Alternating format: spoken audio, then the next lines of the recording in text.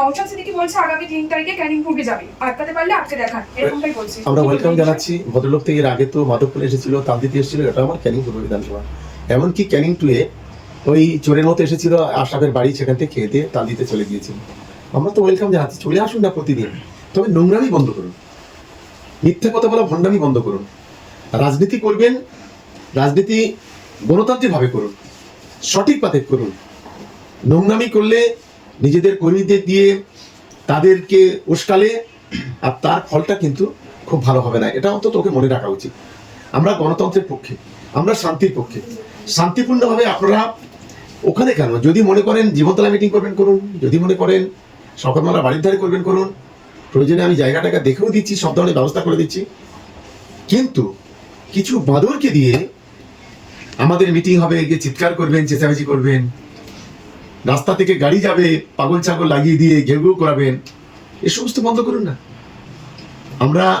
আমরা তো রাজনীতিটা করি, কই আমাদের ছেলেরা, আমাদের কর্মীরা ওই একদিনের জন্য কোনো দিন তো আপনাকে কোনো অসম্মান করেনি, কাউকে অসম্মান করেনি।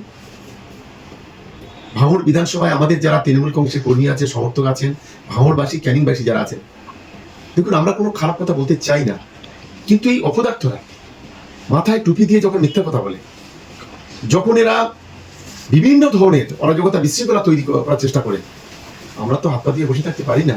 আমাদের তো রক্ত মাংসের শরীর। তুমি ঢিল ছুড়লে আমি তো রসগোল্লা ছুটতে পারি না, তুমি ঢিল ছুড়লে আমি পাথর ছুড়বো, এটাই হচ্ছে নিয়ম। আজও যা বলছি, শেষ মিনিট পর্যন্ত সেই একই কথা বলে যাবো।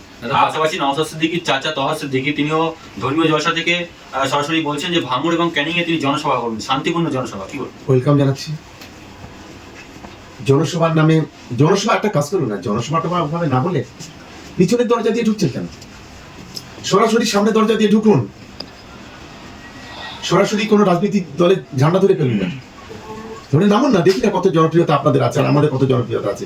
আপনাদের যদি খুব জনপ্রিয়তা থাকে আপনারা জিতবেন, আর আমাদের যদি জনপ্রিয়তা থাকে আমরা জিতবো। একটা কথা মনে রাখতে হবে, একদিকে ববি হাকিমের কাছে গিয়ে তোষামত করবেন, অন্যদিকে মমতা বন্দ্যোপাধ্যায় সম্পর্কে, তার দলের কর্মী সম্পর্কে উৎসাহ করবেন, অপপ্রচার করবেন। বাংলার মানুষ এত বোকা নয়, সংখ্যালঘু মুসলমানরা এত বোকা নয়। এটা প্রথমকে মনে রাখা উচিত।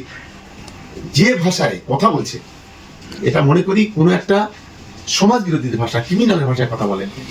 আর দ্বিতীয়ত বলি, যেভাবে আজকের অন ক্যামেরা চ্যালেঞ্জ এতগুলো মিটিং আছে, আমার সম্পর্কে, আমার পরিবার সম্পর্কে কোথাও দুর্নীতির কথা বলেছে, কোথাও বিভিন্ন ধরনের অভিযোগ করেছে।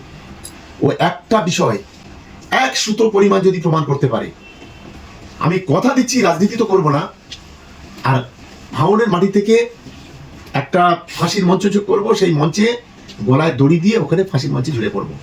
কিন্তু যদি প্রমাণ না করতে পারে, ও কি করবে? ওকে সরাসরি প্রকাশ্যে বলতে হবে। ভণ্ডামি করে, নোংরামি করে, মিথ্যা কথা বলে, দালালতি করে কিছুদিনের জন্য মানুষকে বোকা বানানো যায়, কিন্তু এটা লং টাইম বোকা বানানো যায় না। এটা অন্তত মনে রাখা উচিত।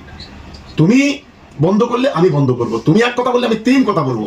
আজকের প্রকাশ্যে, আজকের এই অন ক্যামেরা আমি কিন্তু বলে দিচ্ছি। তহা সিদ্দিকী বলছেন মমতা বন্দ্যোপাধ্যায় এবং অভিষেক বন্দ্যোপাধ্যায়ের কাছে অনুরোধ করছি যে ভাঙড় থেকে যেন শওকত মোল্লাকে সরানো হয়, সামনে বিধানসভা ভোট, না সরালে অনেক মায়ের কোল খালি হবে।